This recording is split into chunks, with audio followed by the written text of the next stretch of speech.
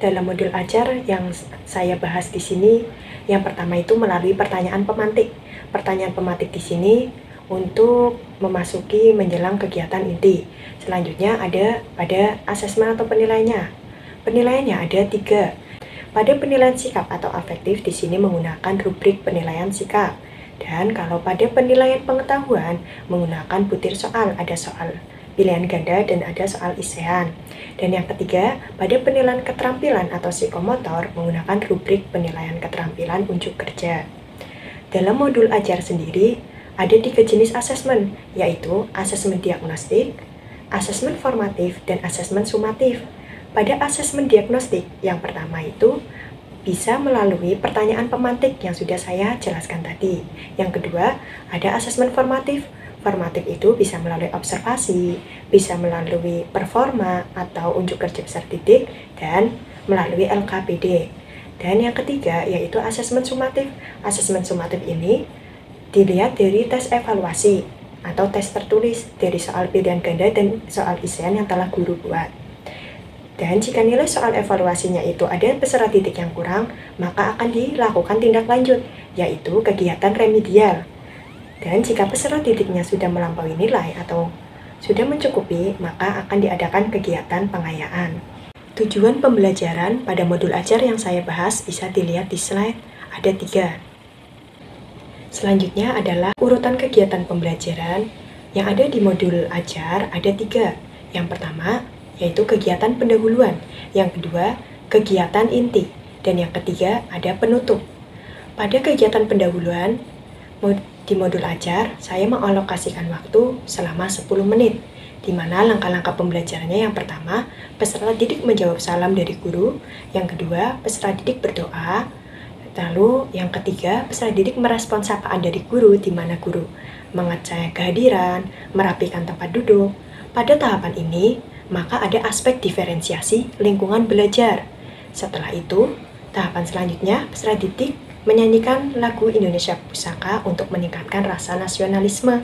Yang selanjutnya adalah peserta didik menjawab pertanyaan atau persepsi untuk mengaitkan pembelajaran sebelumnya dengan pengetahuan yang telah dimiliki oleh peserta didik. Kegiatan pendahuluan selanjutnya yaitu guru memberikan pertanyaan pemantik. Pertanyaan pemantik ini untuk mengetes kemampuan awal peserta didik atau disebut dengan asesmen diagnostik. Pada asesmen diagnostik ini seperti, pernahkah kalian berlari? Lalu, apa yang akan kalian persiapkan ketika kalian hendak berlari? Misalnya, kalian harus sarapan dulu, maka itu berhubungan dengan materi energi pada kegiatan pembelajaran hari ini. Dan pada pertanyaan pemantik ini termasuk teori belajar konstruktivisme menurut Jean Piaget. Karena pengetahuan tumbuh dan berkembang melalui pengalaman. Ada kegiatan inti. Pada kegiatan inti, di modul ajar yang saya buat, saya mengalokasikan waktu selama 50 menit. Dan di kegiatan inti ini, saya menggunakan model pembelajaran PBL atau Problem Based Learning. Model PBL ini ada 5 sintak. Sintak yang pertama, yaitu orientasi peserta didik pada masalah. Sehingga pada awal pembelajaran, guru memberikan sebuah permasalahan agar peserta didik itu mengamati. Nah, pada modul ajar yang saya buat, di sini karena tentang perubahan energi, maka guru meminta peserta didik untuk mengamati benda-benda yang ada di sekitar kelas yang berhubungan dengan energi. Misalnya, perubahan pada energi lampu, lalu ada perubahan pada energi kipas angin. Dan pada langkah ini, seperti di slide, termasuk dalam diferensiasi konten. Kenapa? Karena guru mengakomodasi melalui gaya belajar peserta didik yang visual. Selanjutnya, di sini juga termasuk teori belajar kognitif. Dalam hal ini, membantu peserta didik dalam menemukan solusi. Selanjutnya, tahapan selanjutnya di modul ajar saya yaitu guru memberikan tayangan video, di mana videonya itu berisi tentang lagu tentang perubahan energi. Lagu tentang perubahan energi ini dapat mengakomodasi gaya belajar peserta didik yang audio. Dari video pembelajaran tentang lagu tadi, guru memberikan pertanyaan-pertanyaan yang berhubungan dengan materi pembelajaran hari ini. Sehingga pada tahapan ini pertanyaannya dapat dilihat di slide, termasuk dalam teori belajar kognitif, karena meminta peserta didik untuk memberikan penjelasan atau pendapatnya. Pada sintaks 1, pada modul ajar yang saya buat selanjutnya, peserta didik itu berpendapat menyampaikan hasil pengamatannya, apa isi video tentang lagu perubahan energi tadi. Selanjutnya, peserta didik mengamati video lagi. Kali ini videonya tentang transformasi energi atau perubahan bentuk energi. Pada tahapan ini termasuk tahap diferensiasi konten. Kenapa? Karena guru dapat mengakomodasi gaya belajar visual dan audio. Selanjutnya, pada langkah yang ke-15, peserta didik diajak untuk mencontohkan seperti yang ada di dalam video pembelajaran tadi. Di dalam video tersebut ada anak yang bernama Ian menggosokkan kedua telapak tangannya saat hujan turun. Lalu, guru mengajak semua peserta didik agar menggosokkan kedua telapak tangannya. Sehingga di sini dapat termasuk dalam diferensiasi konten. Diferensiasi kontennya dapat mengakomodasi gaya belajar peserta didik yang kinestetik. Langkah pembelajarannya ke-16 masih pada sintaks 1. Di sini peserta didik berdiskusi mengenai contoh transformasi energi yang menggunakan alat-alat sederhana yang ada di sekitar ruangan kelas. Contohnya di sini guru membawakan contoh benda konkret seperti kipas angin. Lalu ada lampu yang ada di kelas agar sama-sama membangun pengetahuan bersama peserta didik. Pada tahapan ini termasuk teori belajar kognitif karena dapat meningkatkan pemahaman dan ingatan peserta didik melalui penggunaan gambar visual. Pada sintaks kedua, model PBL, yaitu mengorganisasikan peserta didik untuk belajar. Pada tahapan ini, peserta didik dalam satu kelas dibagi menjadi 3 kelompok. 3 kelompok ini akan menghasilkan menghasilkan tugas yang berbeda-beda, di mana nanti ada kelompok belajar yang visual, ada kelompok belajar yang audio, dan ada kelompok belajar yang kinestetik. Pada tahapan ini termasuk diferensiasi proses karena guru dapat mengakomodasi modalitas belajar secara VAK atau visual, audio, dan kinestetik. Dan nantinya peserta didik diberikan lembar LKPD, lembar kerja peserta didik untuk panduan pembelajarannya. Lalu, selanjutnya kelompok tersebut dapat melakukan percobaan mengenai kertas spiral yang bergerak. Percobaan di sini untuk peserta didik yang memiliki gaya belajar kinestetik. Selanjutnya, pada sintaks yang ketiga yaitu membimbing penyelidikan individu maupun secara berkelompok. Pada tahapan ini, guru tadi membagi ke 3 kelompok. 3 kelompok ini namanya berbeda-beda. Yang pertama, ada kelompok kipas angin. Kelompok kipas angin ini untuk memfasilitasi peserta didik yang gaya belajarnya visual, sehingga mereka diberi tugas untuk membuat sebuah peta pikiran tentang pengertian, macam-macam, dan contoh perubahan bentuk energi yang ada di kehidupan sehari-hari. Lalu kelompok yang kedua atau kelompok lampu. Kelompok lampu di sini untuk memfasilitasi peserta didik yang gaya belajarnya audio atau yang suka mendengarkan. Maka di sini peserta didik diberi tugas untuk membuat sebuah lagu. Lagunya ini tentang transformasi atau perubahan bentuk energi.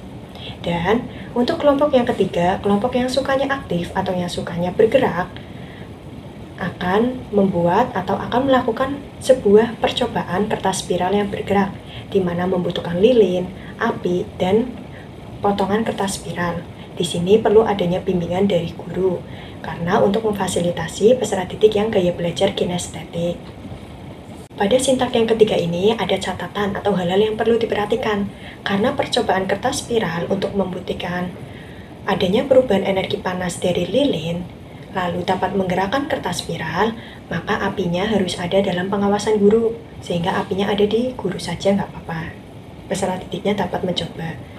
Pada tahapan ini, termasuk dalam teori belajar konstruktivisme menurut Vygotsky, karena peserta didiknya itu terlibat dalam pengalaman yang menantang dan terjadinya diskusi.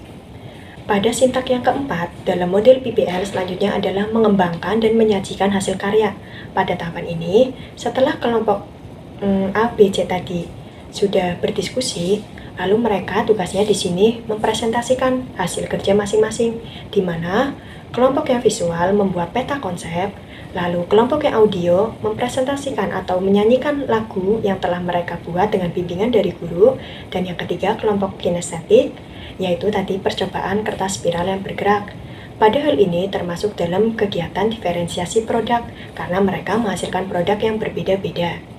Pada tahapan ini termasuk teori perkembangan Erikson, di mana termasuk dalam industri versus inferiority. Dan kelompok lain dapat memberikan tahapan kepada kelompok peserta didik yang sedang maju di depan kelas. Tahapan ini termasuk teori belajar konstruktivisme menurut Vygotsky, karena dalam pembelajaran di sekolah, peserta didik terlibat aktif dalam diskusi dengan guru dan peserta didik yang lainnya.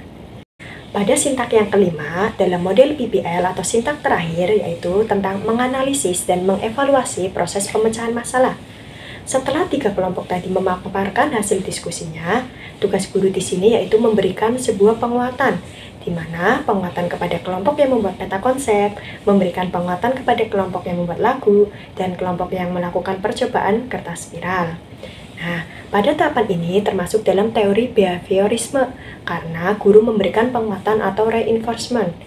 Ini adalah contoh percobaan yang kemarin telah saya lakukan di kelas atau eksperimen kertas spiral untuk membuktikan adanya perubahan energi panas menjadi energi gerak. Tahapan yang tadi sintak kelima, setelah mereka berdiskusi dan memaparkan hasil diskusinya dan setelah diberikan penguatan, peserta didik memperoleh reward atau sebuah emoticon atau bisa juga diberikan tepuk tangan. Nah, pada tahapan ini termasuk teori belajar Ivan Petrovich Pavlov tentang behaviorisme, karena peserta didik diberi hadiah dalam proses pembelajaran sehingga dapat mengapresiasi hasil kerja peserta didik. Nah, tahapan yang terakhir, tahapan ketiga, yaitu penutup.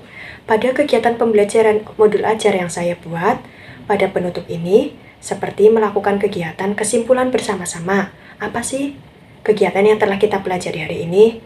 Selanjutnya, setelah menyimpulkan, guru memberikan soal evaluasi kepada peserta didik. Pemberian soal evaluasi di sini termasuk dalam kegiatan asesmen sumatif. Nah, setelah soal evaluasi selesai dikerjakan oleh peserta didik, guru memberikan tindak lanjut. Pemberian tindak lanjut ini dapat berupa kegiatan pengadaan remedial atau kegiatan pengayaan. Setelah kegiatan tindak lanjut, ada kegiatan refleksi pembelajaran.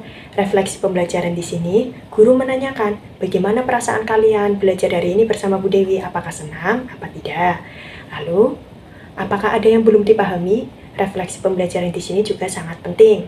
Nah, selanjutnya, guru menginformasikan apa sih materi selanjutnya yang harus kalian pelajari agar di rumah peserta didik juga belajar. Dan untuk menutup pembelajaran, guru bersama peserta didik menyanyikan lagu daerah Jawa Tengah yang berjudul Lir Ilir. Lalu, pembelajaran ditutup dengan berdoa. Yang terakhir, guru memberikan pesan moral serta salam penutup. Pemberian di sini termasuk dalam teori perkembangan sosial konteks menurut Bronfenbrenner. Sekian pemaparan video edukatif tentang pelaksanaan pembelajaran modul ajar yang saya bahas, yang berhubungan dengan teori belajar, teori perkembangan sosial, pembelajaran berdiferensiasi, dan asesmen yang saya terapkan. Terima kasih atas perhatiannya. Mohon maaf apabila dalam menyampaikan banyak kesalahan. Semoga bermanfaat dan menginspirasi. Wallahul muwaffiq ila aqwamit thoriq. Wassalamualaikum warahmatullahi wabarakatuh.